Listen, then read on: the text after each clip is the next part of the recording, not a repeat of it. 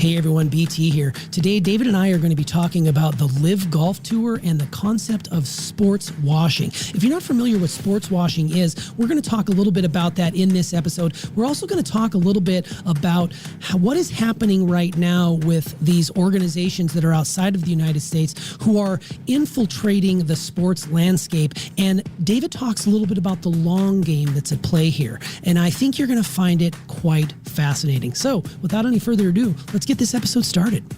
All right.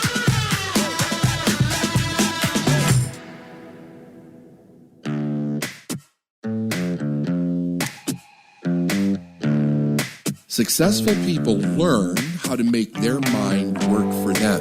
I'm David Nagel, and this is the Successful Mind Podcast.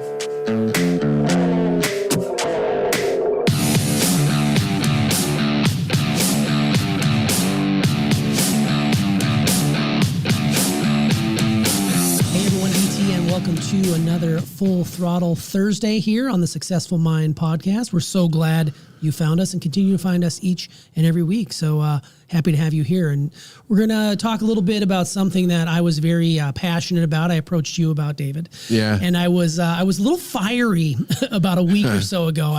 I was saying off mic that I've calmed down a little bit, but I think this is going to be a pretty interesting conversation because we're going to be talking today about probably something that not a lot of people maybe don't even really care about, or maybe they don't even know it happened. But to me, it was the center of the universe about a week ago. And that revolved around this new LIV Golf Tour. Yeah. And the idea of, and I'd never heard this comment or this word before, it was a new word to me and I had to actually look it up, sports washing. So that's what we're I going had to talk never about heard that today. either. Exactly. I never heard that term. Yeah, it's a new term that's well, I is that shouldn't like say don't fall new. off It's the been- ball washer, or Yeah, what maybe exactly that's what is it that? Yeah, so we're talking golf and sports washing today. So hopefully you'll stick with us till the end because I know there's going to be some good stuff that comes out of this. But that's what Full Throttle Thursdays are all about: taking on conversations that are new and interesting, Right. and we have opinions on, or I definitely have an opinion on for sure. So before we start, let me talk a little bit about what sports washing is. I think that's going to be very, very helpful. Okay, do it. So sports washing is basically the practice of an individual or a group, a corporation or a government that uses sport to improve their tarnished reputation through hosting an event or the purchase of a sponsorship or a sporting team or by participating in the sport itself. So you see examples of this all over the world right now, especially in football. And for us here in the U.S., we call it soccer. But football around the world is the biggest sport in the world if you look at these people. The fan bases are rabid. The money that goes into them is crazy. But there's some of the biggest and best clubs in the world have ties with Saudi Arabia. And that's kind of what we're going to be talking about today. The football. Yeah, the football teams. Has and the it football always been? Has it sponsorships. always been that way? It hasn't always or been is like that new? that. It's relatively new. It's Saudi Arabia's way to pump money into a product to make them make people forget about their, Transgressions. their transgressions or Your questionable activities. human rights, those sorts of things. Yeah, So okay. You see it in football. You see it in Formula One, another big money sport. I mean, the millions and millions and millions of dollars that get pumped into those super fast cars. They've got ties to the Saudi Arabia public fund as well. You've got Olympics. Not too long ago, they had an Olympics in Russia, if you recall. That was not too long ago. They've had Olympics in China. And this fall in Qatar, they're actually hosting the World Cup. All those places have horrendous human rights records. I mean, for crying out loud, Russia is currently at war with Ukraine. And so you see that these things are happening. But back in, when they hosted the World Cup in, I believe it was 2018, it was Putin's crown jewel. He was showing off his beautiful country and it was doing all these things. So that's another idea behind this sports washing. Then, of course, most recently, like I said at the top of the show, the LIV Golf Tour. So for those of you that don't know what the LIV Golf Tour is, it's a professional golf tour that's financed by what is called the Public Investment Fund, which is a sovereign wealth fund of Saudi Arabia. And it is, there's a lot of money there. That's a lot of oil money there. Yes, a lot. Okay. So the name LIV, L-I-V, is actually refers to not how we live our lives, but lives refers to the And Roman. it has nothing to do with Liv Tyler either. It has not at all. It has to do with the Roman numeral for 54. All right. And how that ties into golf is if you birdie every single hole on a par 72 course, you would shoot 54. which is pretty impressive. And that has never been done. And most likely, I was just going to say, how many people shoot 54? It will never be done. It's never been done. It probably never will be done. However, the gentleman who is running the LIV Tour, the money behind the LIV Tour, this public investment fund, said that if somebody does shoot a 54 on this tour, they will get $54 million to them if they shoot 54. Okay. There's an incentive. Doubt it will ever happen. But the thing is, they're just basically saying, we've got fuck you money, and we're going to throw it at you any way we want. And that's really pissed off some people. A lot of people. I can imagine. Yes. So I'm just going to rattle off some stats, and then we'll dive into the weeds on this one. So the winner of the inaugural event. So the inaugural event was held on June 9th in London, England, and it had a purse of $25 million. And that means there were 48 players who were playing for a total of $25 million. And if you don't know how golf works, the person who wins the tournament gets the most money, second place gets some, third place gets some. Usually there's a cut, meaning that if you don't play well the first 2 days, they cut your ass and you go home for the weekend. You don't get to play. You don't play. By the way, bass fishing's the same way. Exactly. You don't play, you don't get paid, right? Right. So this is different. All 48 players are going to cash checks. So the person all 48. All 48. What's the entire purse for the event? $25 million for that event. Okay. Over the course of the 8 events they're doing, they're pumping $255 million into this, and that's just in payouts, right? There's not a lot of sponsorships. There's not a lot of commercials. If you watch on TV, actually, there's no commercials, and you can't find it on TV. You've got to watch it on like YouTube and things like that. But there's no sponsorship. So it's basically you sit down for 4.5 hours, and it's just straight golf. There's nothing else. There's no human interest stories, or they're not talking about what product they're selling. So this is an internet broadcast only. There's no cable. There's nothing, right? No ESPN. They don't need money. They don't need the right to sell the rights in order to fund it because they've got the money coming from the ground and the oil, from what I understand, right? So I also think what they're doing there is quite interesting because they're catering to a demographic of people who use YouTube. More so the younger people. I use it a lot and you use it a lot, but the younger people, their attention spans are so short. Right. Maybe they're trying to attract them to YouTube by having them watch these specifically on there. I sat down and watched the first event for the first 2 days on YouTube in the background as I was going through, and it was 4.5 hours, no commercials. No commercials. Straight golf. I never sat through a 4.5 live stream outside of our own in my life. Right. So for me to be able to do that, it just kind of goes to show you, because you're not having to be sold a Ford every 5 minutes. Or you're not having to be sold something else every 5 minutes. And I get it. Doritos. You have to have that. Doritos, absolutely. It just makes me want to just carb out, right? So the winner of that event, a gentleman by the name of Charles Schwartzel. Charles Schwartzel has won a few tour events over here in the U.S. He did win the Masters back in the day. But up to that point in his career, before he won this LIV event, he had earned just over $20 million in his career, right? Which is pretty good career. That's pretty damn good, especially if you consider he's only won a few of them. His biggest year of earnings. How long has he been a pro? He's been a pro for probably, I don't have that exact stat, but I want to say it's definitely longer than 10, 15 years. 10, 15 years? Yeah. Okay. So in 2015 and 2016, he had his biggest year yet, and he made just under $3 million for the entire year. Nice. It's a pretty damn good year. Yeah. For his win at the LIV event, he won $4.75 million in one event. Wow. So his biggest season, where he probably played 30 events, he made just under $3 million. For this one event, he took home $4.75 million. $4.75 million. Just wrap your head around that. That's $2 million more than he earned in his best ever season. And that represents, if you do the quick math, around 24% of his lifetime earnings was made in that one tournament. And that is crazy money. And the PGA, which is really up in arms about this because they say they're destroying golf by having this tour, the PGA can't compete with that.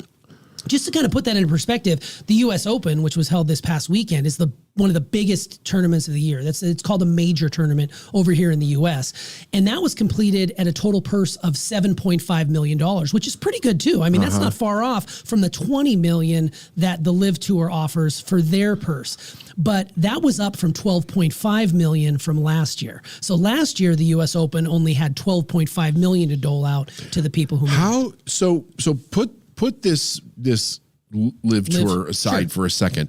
How has golf been doing as a sport in the last 10 years? Is it increasing? Is it decreasing? Interesting. Yeah. So it has been, COVID changed everything. COVID was the great equalizer. More and more people now are playing the game of golf. It was really big when Tigers first started out back in the late 90s, and it got huge. And then after a while, it started to taper off when Tiger wasn't winning for those many years like we did on a podcast. Because I had a guy tell me a few years back, this is probably going back to like 2015, I was told this. Guy was telling me, he's like a golf course a day closes down in the United States. Yeah. Like it's like horrible.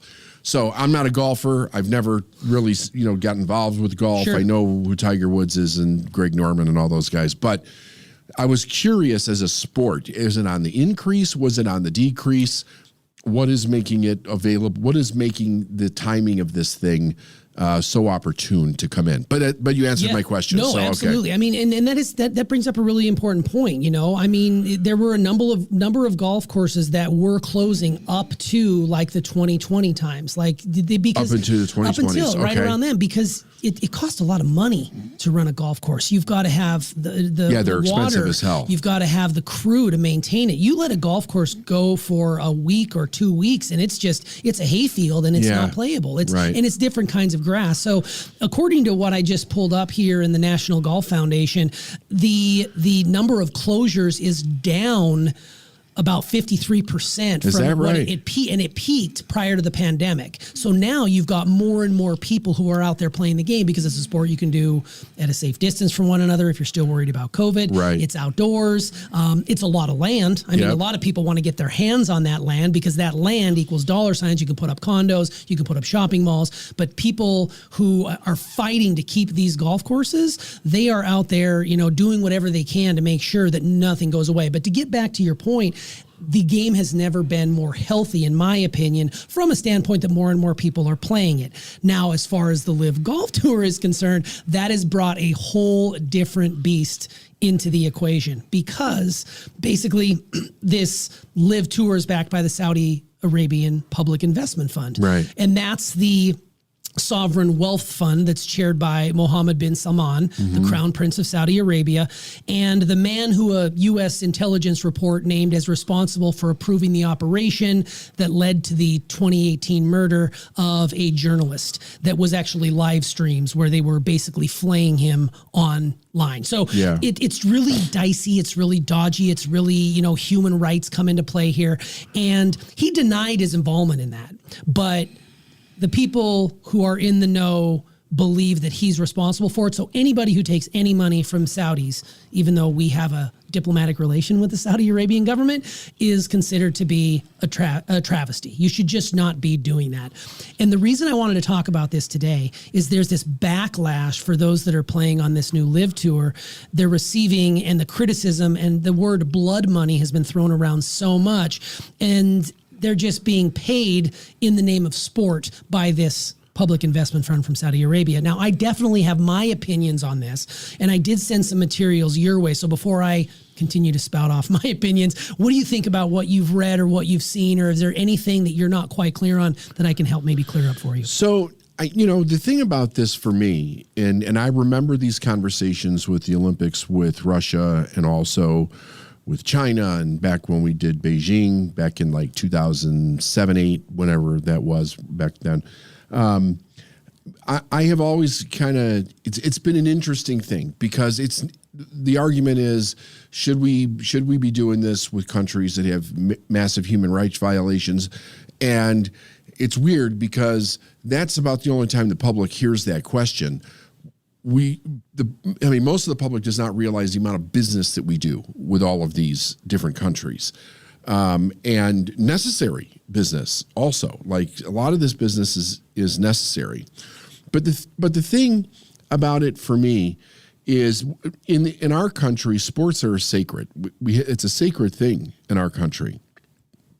If we, on one hand, I can see if you let somebody come in and do something like this, they could totally devastate and end up monopolizing all the sports in our country, and it would never be the same again. And it basically would be owned, by Saudi Arabia. But the problem is that we're seeing this happen with China, mostly China, actually, if I'm going to really get into it. so much of what we do, and the public actually found out about this during COVID, just how much we were beholden to China for products and services that we needed in our country that were actually developed in China, right? Sure. So if they own our sports, if they own our business, if they own our whatever, computers, whatever, cell phones, microchips, whatever, and it just continues to go on and on. What is it? What is the foundation of our country? What is the basis? Every other country owns it. You're primed for a takeover. Sure. I don't. And then of course, I see, being a business person, understanding how people dedicate their lives, professionals dedicate their lives to sports, and also understanding that that's basically all they do. So they need to make money as they're going through their career. I can see why something where a $4 million payout would be so enticing for anybody that's a professional. I mean, people have to take care of their families, right? People have to take, It's the only way they can make money. They have sponsorships and stuff like that, but you got to be good to get a sponsorship, right? So it's the only way you make money. So if you were offered, I think anybody listening to this, if you were offered, like Phil Mickelson, is really taking a lot of bullets for this tour, and he got just shredded at a press conference he did before the U.S. Open, where he just played absolutely horrible. He hadn't played competitive golf for 4 months, and he just played like absolute dog shit.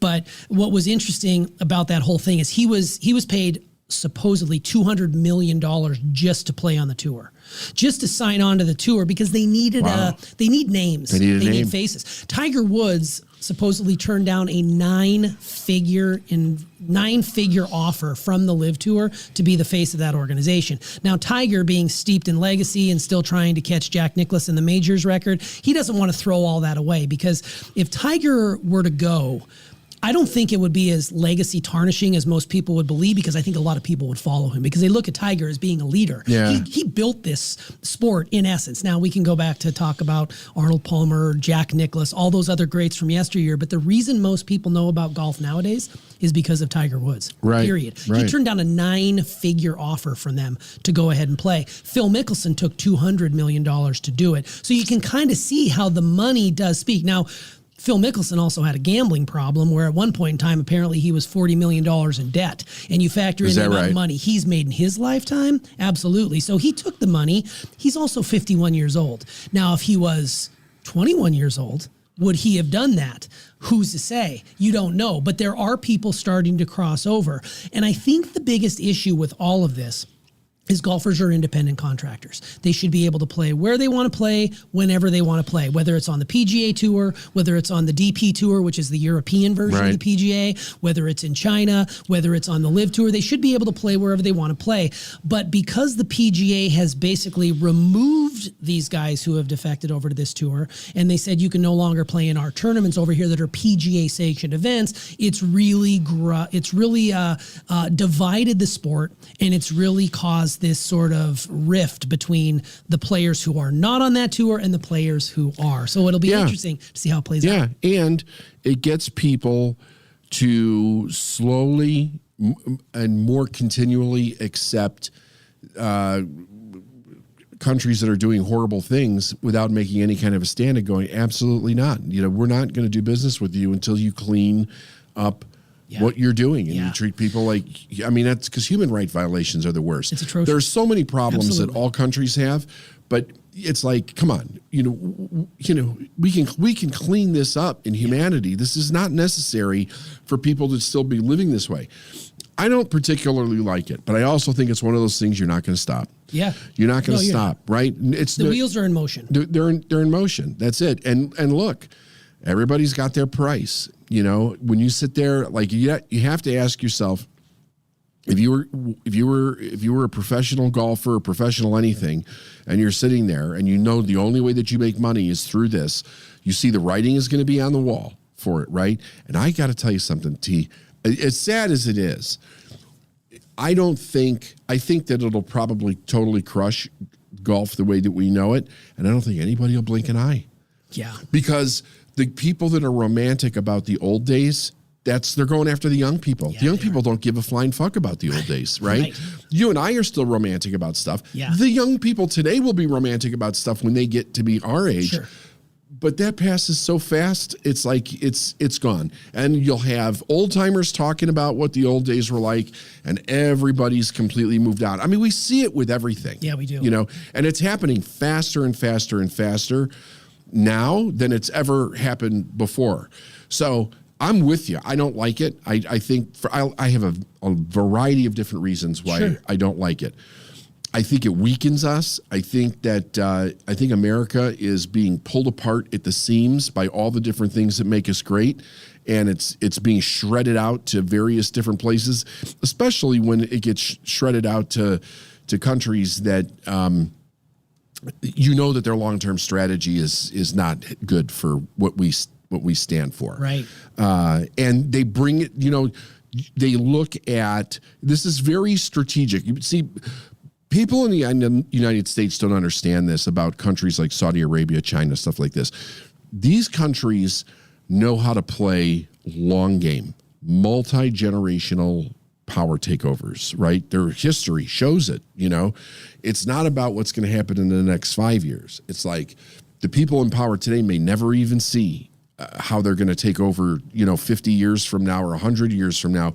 But all of the things are put in place to take all of the things that make us who we are, like what we stand for. The sports is the way we have built sports in this country, it has been part of the backbone of what we stand for and who we are. We're playing it out on the field. It's also a source of bringing excellence, to the world.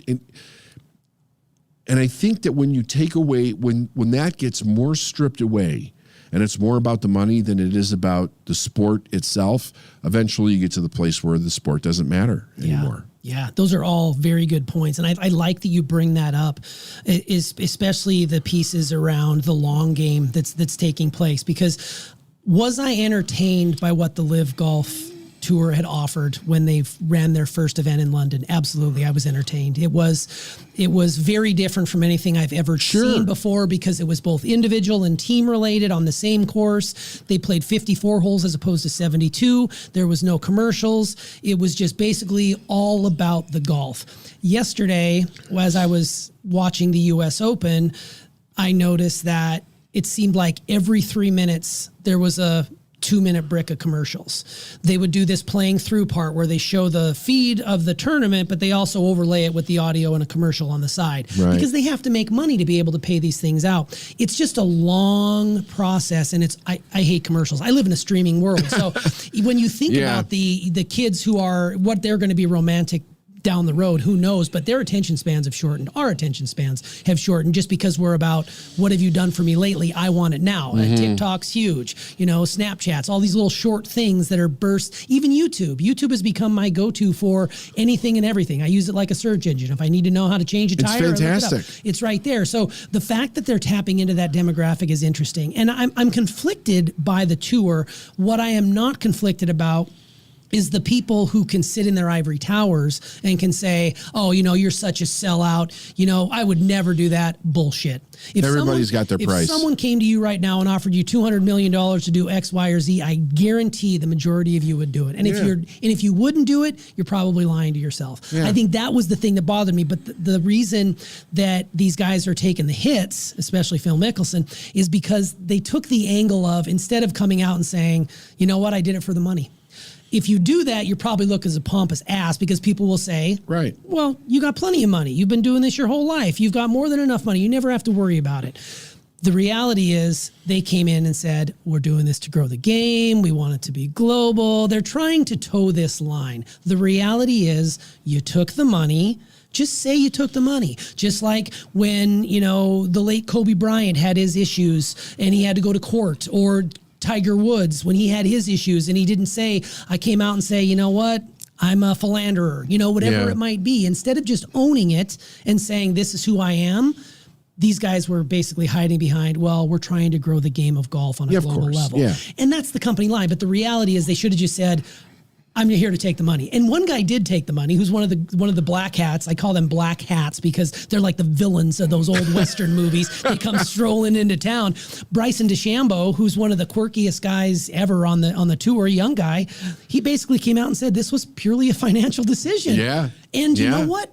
It really kind of just squashed the argument. Now, of course, the internet trolls are going to be all over that. Right. They're going to be like, "Oh yeah, there he is. This guy, this white But he's guy." standing in what the truth is. In his truth. So there's not much you can do about it. Absolutely, it really squashed it. But these other guys who are tiptoeing around it, because yes, I don't think that Phil Mickelson was responsible for the beheading of a journalist in Saudi Arabia. I don't think that he probably doesn't feel great about the fact that he's having to answer all these questions about it. But at the same time, he had to have known what he was getting into when he did it. Just like all of these guys who, they use the word defected to this tour, know about it. My reality is that if you want to go and make your money however you want to make it in a legal fashion, if you want to go make your money, then I feel you should have the right to be able to do that. Phil Mickelson has been on this tour for nearly 30 years. I feel like, can you tell I'm a Phil guy? I'm bringing up Phil a lot. I know here. you're a Phil guy. Really I know you're a Phil guy. But it was, he chose to do that just like these other guys chose to do it, and they should be allowed to be able to play whenever, wherever, and that's just not the case right now. So it's just fascinating to me. Well, the other thing about professional people in sports is that the length of their career is determined by age and health, right? How long can their body hold out? And that really seems to be very true with all sports down the line. Sure.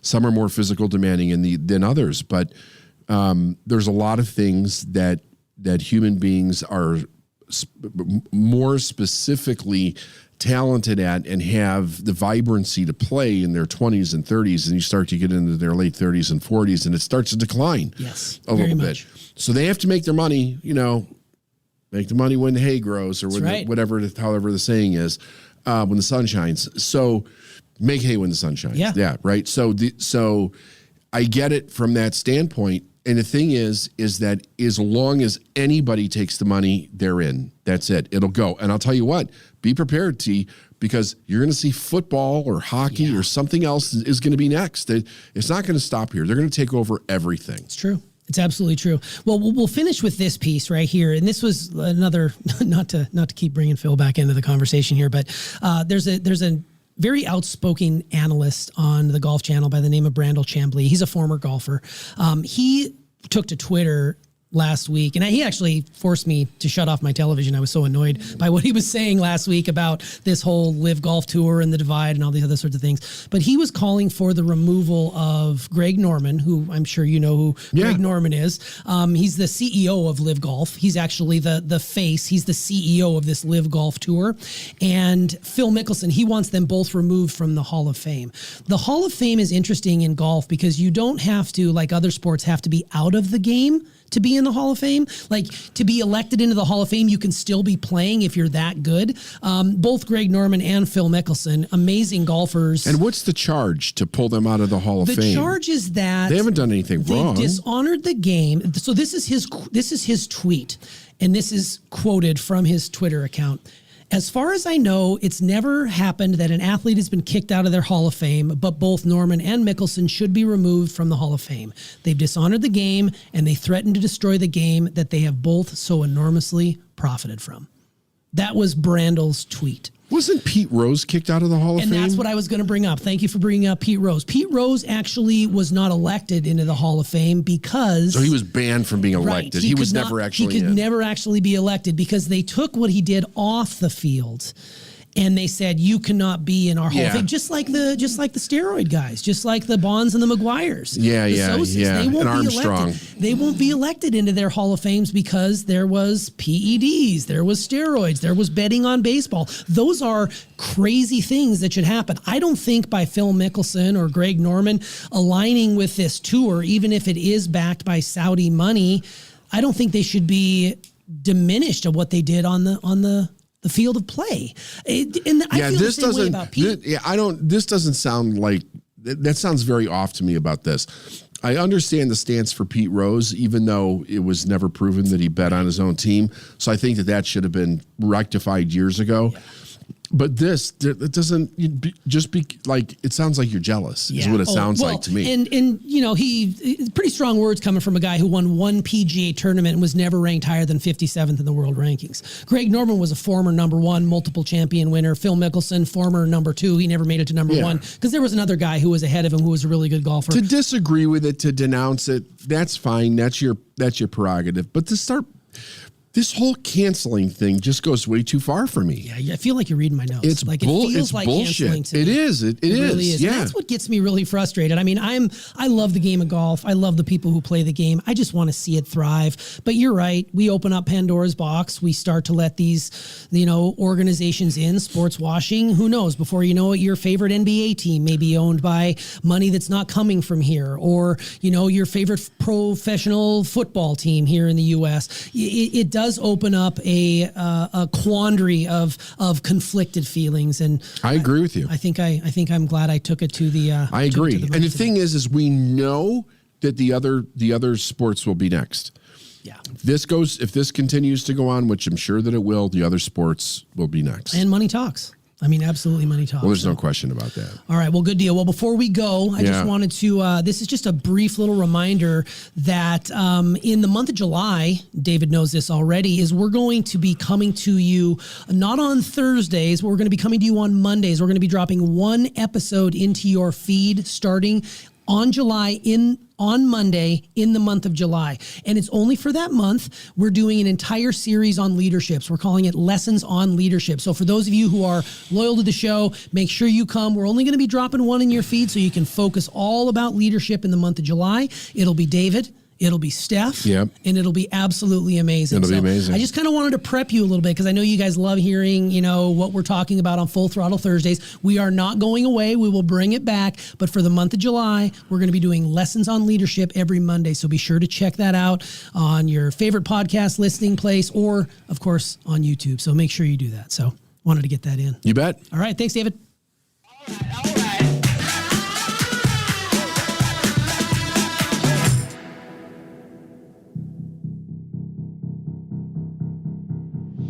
All right, everyone. Apologies if I came across a little bit sensitive in that particular episode. I'm passionate about it. I'm a big Phil guy. I didn't think it was warranted that he was taking so many hits from people who were saying that he was a sellout. But you know what? Everybody should be entitled to their opinion, and you too should be entitled to your opinion, and we'd love to hear it. So give us a comment down below. Let us know what you feel or what you think about the LIV Golf Tour, or more importantly, what do you think about sports washing that is taking place? Do us a favor, ring that bell so you don't miss any of the notifications. Every time we put out a video, we want you to be able to see it. And of course, make sure you subscribe and send this along to someone who would enjoy listening to us. We just have interesting conversations, and we hope this was one of those. So whether you're like golf or hate golf or somewhere in between, we hope this brought a little bit of some interesting ideas or thoughts into your mind. So until next time, we'll see you on the next Successful Mind podcast.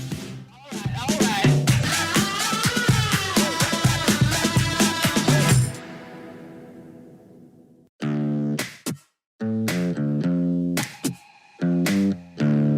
Thanks for listening to the Successful Mind podcast. And if you like what you heard and you want to know more, go to davidnagel.com/free stuff.